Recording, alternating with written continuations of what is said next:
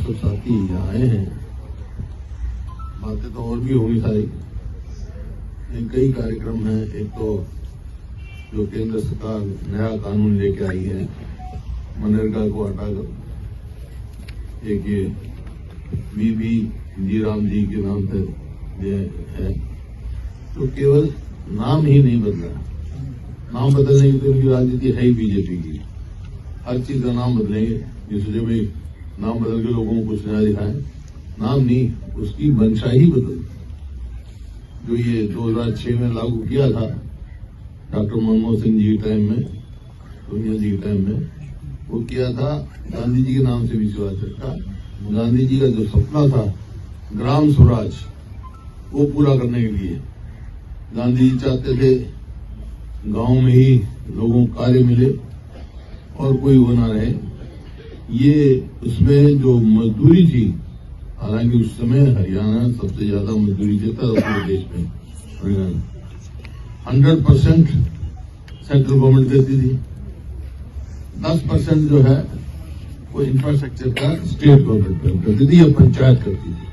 तो पंचायत को ये था अधिकार कि क्या काम कराना है, क्या क्या नहीं कराना है, और ये अनिवार्य था। यहाँ तो खैर इस भारतीय बीजेपी ने तो मनरेगा को ही खत्म कर दिया था एकदम से, कोई उसका नहीं है। हमारे यहाँ 8 लाख रजिस्टर्ड थे मनरेगा के वर्कर हरियाणा में, और इन्होंने कुल 100 दिनों जो है वो दिया कार्य 2100 आदमियों को। और कानून ये प्रावधान है अभी, जब अगर डिमांड पे नहीं दिया जाए, काम नहीं दिया जाए, तो उसको कंपनसेशन करना पड़ता है। पिछले 5 साल में एक को भी कंपनसेशन नहीं दिया हरियाणा में। तो इनकी मंशा तो साफ ही नजर आ गई थी कि जो ये कार्यक्रम है इससे इसको खत्म करेंगे। अब जो है 60-40 रख दी, 60% सेंट्रल, 40% स्टेट, और ना ही उसको वो दी लीगल नहीं दी। और 40 साल पहले ही नहीं हो रहा, 10% में ही नहीं हो रहा हरियाणा से, 40% में कौन है? कोई प्रदेश नहीं दे सकेगा। खासतौर पर जो आर्थिक तौर पे कमजोर प्रदेश है वो कोई कार्य नहीं दे सकेगा। तो ये आज है, इसका हम विरोध कर रहे हैं। पूरे देश में विरोध इसका शुरू होगा और मनरेगा को फिर से लागू करने का करेंगे। जिस तरह ये 3 कानून किसानों के लिए लेके आए थे, किसानों ने मजबूर किया इनको वापस लेने के लिए, तो कांग्रेस पार्टी इनको मजबूर करेगी ये जो नया कानून है उसको वापस लेने। जनाब, आपने जैसे बात की है मनरेगा को लेकर के, आपकी पार्टी पूरी तरह से जो है सार्वजनिक रूप से लोगों के बीच में जा रही है, खुलासा भी कर रही है, लेकिन यदि क्या इसकी जवाबदेही तय की है? यदि अगर दोबारा से मनरेगा को नहीं स्थापित किया जाता है तो क्या आपकी पार्टी का आगामी रणनीति क्या होगी? आपकी बता रहे ना, जो किसानों की मजबूरी क्या सरकार को वापस ले, हम ऐसा प्रयास करेंगे पूरे देश में, इस सरकार को मजबूर करेंगे कि वापस ले। आवाज उठाएंगे जो हमारे कार्यक्रम कल राम लड़ाई लड़ेंगे जी। जिस तरीके से भाजपा नेताओं के बयान आ रहे हैं वो एक ही बात कहते हैं कि हर अच्छे काम की विपक्ष जो है वो आलोचना करता, उसका विरोध करता, भ्रांतियां फैलाने का प्रयास करता। अच्छा काम बताए ना क्या किया है? अनिवार्यता खत्म कर दी उसकी, और उसका स्टेट शेयर 40% कर दिया, और जो कार्य निश्चित करना था, जो कार्य क्षेत्र था पंचायत का कि क्या काम होगा, अब उसका केंद्रीकरण कर दिया। अब केंद्र फैसला करेगी और वही लौट करेंगे। इसमें कोई अच्छा नहीं है। ये तो एक मंशा है इसको कार्यक्रम खत्म कर देगी। जांगड़ा साहब ने भी यहाँ पे कहा जी कि कांग्रेस को राम के नाम से करती है, क्योंकि जी राम जी नाम रखा गया है, तो कांग्रेस राम का तो पूरी एब्रीविएशन का नहीं पता नहीं क्या है ये एब्रीविएशन, ये कार्यक्रम है। और राम का है, राम राज्य जब भी आएगा जब ग्राम स्वराज हो जाएगा। गांधी जी कहते थे ग्राम स्वराज पंचायत की तो पावर खत्म कर दी। आपने अभी बताया कि नाम ही नहीं मंशा ही चेंज कर रहे हैं। इससे पहले इन्होंने नेहरू युवा केंद्र का भी को खत्म करने का काम किया है। महात्मा गांधी और नेहरू के नाम से जो संस्थान थे उनके नाम भी चेंज किए जा रहे हैं। इसके लिए कोई भी आंदोलन? देखिए, नाम का सवाल नहीं है, जी। कार्यक्रम का सवाल है। ये जो गरीब आदमी, कौन किसको मनरेगा का फायदा होता था, किस मंशा से बनाया गया था कि लोगों को काम मिले, उनकी परचेजिंग पावर बढ़े। इसमें 90% लोग जो हैं वो दलित, बैकवर्ड क्लास और आर्थिक तौर पर कमजोर हैं, वो हैं। उनके पेट पे लात मारनी चाहिए। आपने यहाँ पे एक विषय 4 बिंदु उठाए, जिसके अंदर काम की गारंटी, बदलाव की तत्काल वापसी, सामाजिक रोजगार की पूर्ण भागी, 400 रुपये। अगर हम वेतन की अगर हम बात करें तो जैसे शायद बाजार में भी मजदूर को शायद 600 रुपए के आसपास वेतन मिलता है, तो 400 रुपए तो बहुत कम रहेगा। सरकार वो भी देने से पीछे हट रही है। वो भी नहीं दे रहे। हाँ, तो वो भी पीछे दे नहीं रहे ना। तो इस आंदोलन में जैसे आपने कार्यक्रम बनाया 12 तारीख से, तो लगेगा कि भी बिल्कुल बदलाव आने की उम्मीद है। तो प्रयास करेंगे पूरा, जनहित की बात है। और बाकी डॉक्टर साहब बता देंगे। बता दो। जनरल इश्यूज हो जाएंगे। नमस्कार। आपका स्वागत। हमारा सीनियर यही है भाई। जहाँ तक बात आई मनरेगा बचाओ संग्राम की, आप सबको पता है कि इस देश का शोषित, पीड़ित, गरीबी, गुर्बत में जीने वाले आदमी के लिए मनरेगा शुरू की थी। और ये एक बहुत बड़ा हथियार था जो उसको संवैधानिक अधिकार काम का भी दिया। और अगर काम का अधिकार देने के साथ साथ अगर मनरेगा की मजदूरी नहीं मिली तो उसको वो भत्ता भी देने की एक प्रावधान था, कंपनसेशन। लेकिन अब जिस ढंग से आप देख रहे हो कि नाम बदल रहे हैं, कहीं गवर्नर हाउस का बदल रहे हैं, कहीं दूसरा बदल रहे हैं, तीसरा बदल रहे हैं। नाम से हमने इसकी पता नहीं एब्रीविएशन क्या है। कई जगह तो वीपी जी जो है ना, जी पहला जी जो है राम के साथ जोड़ दिया, वीपी ग्राम जी, कई बार जी राम जी। क्या है मतलब इसकी फुल एब्रीविएशन आपको पता है? इसमें सारा आपको पता है क्या? तो आपने दिया नहीं पता है। मतलब इसमें जी को पहले वाले जी को राम के साथ जोड़ते हैं, राम जी। तो चलो, लेकिन इसमें हमारा ये है कि ये एक गरीब आदमी के अधिकारों के ऊपर कुठाराघात है। उसकी जो मजदूरी थी, जो रोजी रोटी उसकी चलती थी, जो परिवार पलता था, उसके ऊपर ये कुठाराघात है बहुत बड़ा। पंचायतों के अधिकार के ऊपर भी बहुत बड़ा कुठाराघात है। जो पंचायत का जो 1991 में राजीव गांधी जी ने मरने से पहले जो ड्राफ्ट तैयार किया था इसका, कि पंचायती राज को जो ताकत दी थी, और पंचायती उसमें कहा था भाई देश की खुशहाली का रास्ता गांव से होकर गुजरता है, और गांव को ताकत दी, पंचायतों को ताकत दी, उसके ऊपर भी एक कुठाराघात है पंचायतों। तो हमारी मांग है कि मनरेगा को दोबारा से मतलब रिवाइव करा जाए, ताकि गरीब आदमी के जो अधिकार है उसकी मजदूरी को बचाया जा सके। Thank you. जैसे सरकारी भर्तियों में जिस प्रकार से पारदर्शिता नहीं और बाहरी उम्मीदवारों को, दूसरे प्रदेश के उम्मीदवारों को ला करके थोपा जा रहा है सरकार की तरफ से, सरकार की इसकी कांग्रेस की पार्टी क्या रणनीति रहेगी इसको? देखिए, इस सरकार को हरियाणा पब्लिक सर्विस का चेयरमैन भी हरियाणा का नहीं मिल रहा है, और यही कारण है कि आप देखें कोई पोस्ट लगा ले आप। अभी इसकी की थी अपना इसमें इंजीनियर की है, प्रोफेसर की भी प्रोफेसर की भी की, इंजीनियर की लगाओ, पहले एसडीओ लगाए, उसमें 80 में से 78 बाहर के, कोई भी लगाओ, डिटेल होगी, दिखाई, सारी डिटेल हमारे पास है, दे देंगे आपको। कोई भी मतलब ये है, ऐसा प्रतीत होता है कि हरियाणा में पढ़े लिखे नहीं है। अरे यूपीएससी के तो टेस्ट क्लियर कर रहे हैं हरियाणा वासी, एचपीएससी के नहीं करेंगे। तो ये जो है एक जानबूझ के ऐसा किया जा रहा है, और मेरी आपके माध्यम से मांग है तुरंत एचपीएससी की सीट में बताया जाए, और कोई हरियाणा का काबिल आदमी जो है, हम हमारे काबिल बच्चे हैं, उनको बेकार कर रहे हैं। यूपीएससी में नौकरी मिल जाती है, आईएएस आईपीएस में आ जाते हैं, यहाँ नहीं आते। और हरियाणा एग्जीक्यूटिव के 3 पोस्ट है, तो एक बाहर का लगेगा। कोई भी पोस्ट लगा उठा के देख लो, प्रोफेसर लगा लो, इंजीनियर लगा लो, आपके कितने हर कोई ये करें। चेयरमैन तो बेइज्जती करता है युवाओं की कि हरियाणा में तो काबिलियत नहीं है। डॉक्टर साहब, हर मामले में देखा गया है कि सरकार विपक्ष की आवाज को दबाने का प्रयास करती है। विधानसभा के शीतकालीन सत्र में भी देखा गया और वैसे भी सड़कों पर देखा गया। तो क्या लगता है कि विपक्ष भी ऐसा मानता है कि सरकार जो है ना, विपक्ष की आवाज कोई नहीं दबा सकता है, ना दबी है। काम करना नहीं है, नाम बदलना जानते हैं, काम करना नहीं जानते हैं। और ये आज प्रदेश की जो आर्थिक स्थिति लगाओ, चाहे कानून व्यवस्था लगाओ, चाहे कोई लगाओ, 18 प्रदेश हैं बड़े, जिनमें से एक हरियाणा है, जो कहते हैं ना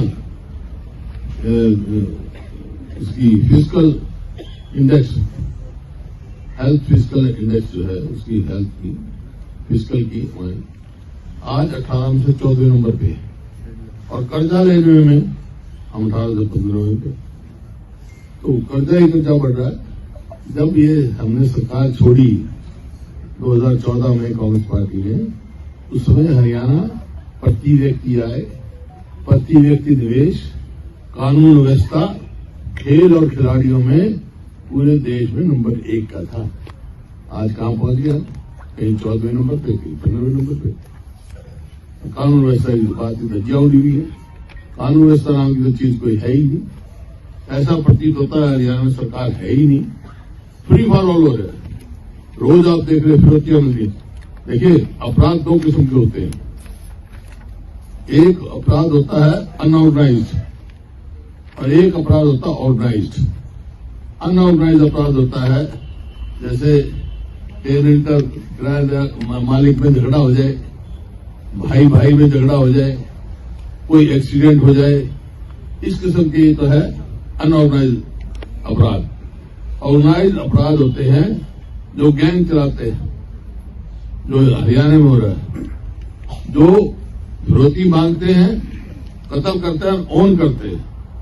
हमने फलाने गैंग के आदमी ने किया, फलाने गैंग, इस किस्म के 50 से 60 गैंग आज हरियाणा में ऑपरेट कर रहे हैं।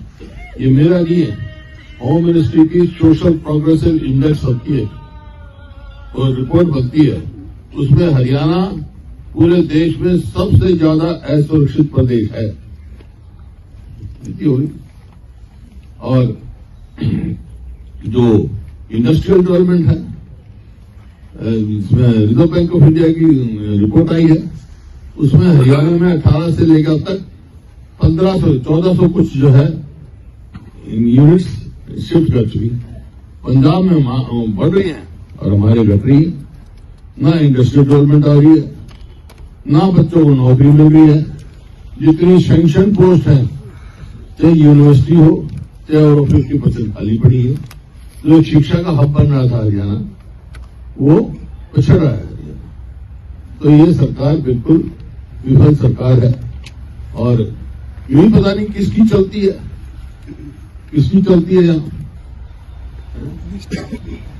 बाहर के लोग। ये देखो, असिस्टेंट प्रोफेसर पॉलिटिकल साइंस 18 में से 11 बाहर के, एसडीओ इलेक्ट्रिकल 80 में से 78 बाहर के, एसडीओ इलेक्ट्रिकल 99 में से 77 बाहर के, लेक्चर ग्रुप टेक्निकल एजुकेशन में 157 में से 103 बाहर के, और 5 एचसीएस एग्जीक्यूटिव ब्रांच 3 में से 1 बाहर का, एचपीएससी डिस्ट्रिक्ट हॉर्टिकल्चर ऑफिसर 26 में से 12 बाहर के। बता देते डॉक्टर साहब तो वहां हैं, विगत यूनिवर्सिटी पढ़े हैं हमारे।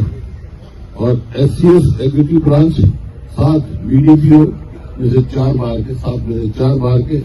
और इससे पहले भी कितने ही आए थे, कितने ही आप देख सकते, कितने वोट डाल सकते इधारे। हॉर्टिकल्चर डॉक्टर साहब, हरियाणा एग्रीकल्चर यूनिवर्सिटी टॉप की यूनिवर्सिटी है, सब हमारे बच्चे वो भी लग सकते। ऐसा टाइम था जितने ग्रेजुएट थे सबको एडी लगाया था हमारे समय, कोई भी बच्चा था ये बाहर से ले रहे।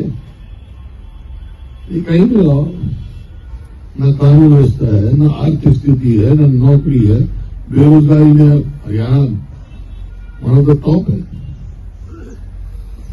डॉक्टर साहब, एक लंबे समय बाद कांग्रेस के संगठन को दोबारा से खड़े करने की कोशिश की गई, जिलाध्यक्ष बन गया, लेकिन कार्यकारिणी अभी तक नहीं बन पाई। पंजाबी कार्यकारिणी बनेगी, ब्लॉक के अध्यक्ष बनेंगे, जिला कमेटियां बनेगी, जिला के अध्यक्ष बनेंगे। इतने साल से नहीं था ऑर्गेनाइजेशन, थोड़ा समझ। उदय साहब, इस सरकार में कर्मचारी यूनियन बड़ी सशक्त होती गई हरियाणा के अंदर, वो धीरे धीरे बिल्कुल कम होती गई, ना उनकी कोई मांग मानी जा रही है। आप लोग कह रहे हैं कि वोट चोरी करके सरकार बनी है। आम आदमी ये जानना चाहता है कि ये सरकार का विकल्प कैसे क्या होगा, क्योंकि इनकी तानाशाही, कर्मचारी यूनियन जो बैठते भी हैं वो भी नारेबाजी करके इनकी तानाशाही के खिलाफ आवाज उठाते हैं। आप लोग कह रहे हैं कि ये वोट चोरी के कहानी ये बनते हैं, तो आम जनता ये पूछ रही है इनका विकल्प क्या है? विकल्प जनता ही है, जनता पार्टी फेंकेगी इनको, समय आने दो। हमारा विपक्ष का काम है, हम लोगों तक ले जाएंगे, एक माहौल बनाएंगे। अब सवाल इस बात का नहीं है, राहुल जी ने उठाया, उन्होंने वो आपके सामने आया। एक साल का मेरा ये जवाब देते हैं, मेरा जवाब इलेक्शन कमीशन दीजिएगा क्या कि 5 तारीख को वोटिंग पड़ी और 5 तारीख को 8:45 बजे या 9:45 बजे इलेक्शन कमीशन ने डिक्लेयर किया कि हरियाणा में 61% वोट पड़ी है। 61.09 या 19 ऐसा कुछ 61%। और 6 तारीख के समय कह दिया नहीं, 65.65 पड़ी है। कोई बात नहीं, 1-8% तो फर्क पड़ जाता है इतना भर में। और 8 तारीख को गिनती है, 7 तारीख को 9:45 बजे रात को कहते हैं नहीं 67.90 67.90 वोट पड़ी है। 7% वोट का पोलिंग वाले ने खत्म, 5-10, जबकि आजकल डिजिटल है, कहीं का कहीं बता करते 7% का वोट का कहीं अंतर नहीं हुआ है। क्यों हुआ है अंतर? इसका जवाब दो, क्यों नहीं दे रहा इलेक्शन कमीशन जवाब? आपका कहने का मतलब है कि पोलिंग हुई है, पोलिंग के बाद जो चुनाव परिणाम, उसके बाद से 3 बार चुनाव आयोग अपने बयान से पलटा है। हाँ, तो रिकॉर्ड की बात है, हमारे पास रिकॉर्ड है, टाइम दिया हुआ है, अनाउंसमेंट है। 7% का था। देखो, पोलिंग के बाद आज तो डिजिटल है, 1-8% का तो फर्क रह जाता है, एक आधा बूथ रह जाए, कोई आ जाए, कहीं झगड़ा हो जाए, रीपोलिंग हो किसी बूथ को, तो हो सकता है। लेकिन 7% वोट का, जबकि कांग्रेस का और बीजेपी का अंतर आधा % वोट, भाई 39 शायद 9 इनके हैं, 8 या 9, 39.45 हमारे हैं। उनको तो आधे % का अंतर है, 7% का वोट पोलिंग में पड़ गया। तो जवाब क्यों नहीं दे रहा इलेक्शन कमीशन? उसको आगे आना चाहिए, एक्सप्लेन करना चाहिए। अब हम भी अगर एक्सप्लेन कर दे तो हम भी तसल्ली कर लेंगे। हाँ ठीक, हमारे जवाब तो दे, कैसे बढ़ गई मशीन की वोट बनने वाला, मशीन में वोट बनने लगी क्या? ये कई सवाल हैं, तो इलेक्शन कमीशन को जवाब देना चाहिए, वो नहीं दे रहे हैं। इसी वास्ते उसकी जो है question mark, credibility election commission की कहीं ना कहीं क्वेश्चन मार्क। सबसे बड़ी बात सर, एक नशे को लेकर बहुत विषम परिस्थितियां होती जा रही हैं, खासतौर पर गाँव में भी स्थिति, बच्चे जो यूथ है, स्कूल गोइंग बच्चे भी हैं, स्कूल गोइंग बच्चे भी नशे की चपेट में बहुत ज्यादा आ रहे हैं, और उसकी तरफ कहीं पे भी कोई ध्यान नहीं दिया जा रहा, जबकि सरकार उस चीज को उस तरह से स्वीकार नहीं कर रही। यही तो ऑर्गेनाइज्ड क्राइम है। यही तो है ऑर्गेनाइज्ड क्राइम। और क्या है, नशा जो है, किसी ने किसी को संरक्षण मिल रहा है ना, नशा कैसे आ रहा है, किसी कहीं से संरक्षण मिल रहा है ना, पहले नहीं था। पहले पंजाब में बहुत ज्यादा नशा आ गया, पंजाब में क्या तो स्थिति, वहां की युवा पीढ़ी सारी बर्बाद होगी। लेकिन हमारी सरकार बनी, हम नई नीति लेकर आए, खेल नीति लेकर आए, ताकि युवा पीढ़ी का ध्यान कंस्ट्रक्टिव रोल रहे उनका। उनको इंफ्रास्ट्रक्चर पैदा किया हमने, सब स्टेडियम बनाए, इनसे स्टेडियम मेंटेन नहीं हो रहे। 2 युवा खिलाड़ी मारे गए सिर्फ इस बात के लिए, उनके बास्केटबॉल के वो नहीं बदले गए, स्टेडियम की कोई रख रखाव नहीं। और जो नीति थी पदक लाओ पद पाओ, वो भी इन्होंने एक भी डीएसपी लगाया, बताओ, प्रोत्साहन देना पड़ता भाई। तो नशा, सही बात है आपकी, बहुत ये जो है खतरनाक बात है, चिंताजनक विषय है हमारे लिए। सर, एक आखिरी सवाल है मेरा कि युवा नेतृत्व को आगे लाने के लिए हरियाणा में कांग्रेस पार्टी की क्या ठोस योजना है? युवा आते हैं भाई, समय पे सब आगे आते हैं, हम कभी हम भी युवा में थे, ये कांग्रेस में था, ये कांग्रेस प्रधान था, ब्लॉक का प्रधान चेयरमैन था, ये भी युवा था, डॉक्टर साहब भी युवा थे, 7वीं बार बने हैं। मुद्दा साहब कोई भी लेकिन युवा कहते हैं एकदम आपका चेहरा खिल जरूर चुका है।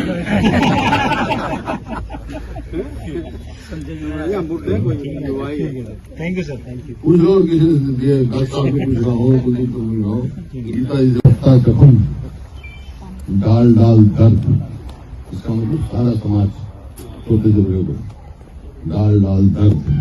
हे माली यूं तो बता, ना हे चमन यूं तो बता, तेरा माली कौन है? तेरा माली कौन है? चंडीगढ़ में है या दिल्ली में है? ये एक फूल 2 माली है। हमारे साथ जुड़े रहने के लिए सब्सक्राइब करें देश रोजाना के YouTube चैनल को और नई वीडियो की नोटिफिकेशन पाने के लिए बेल आइकन जरूर दबाएं। अगर आप ये वीडियो Facebook या Instagram पर देख रहे हैं तो पेज को लाइक और फॉलो जरूर करें और ज्यादा से ज्यादा शेयर करें।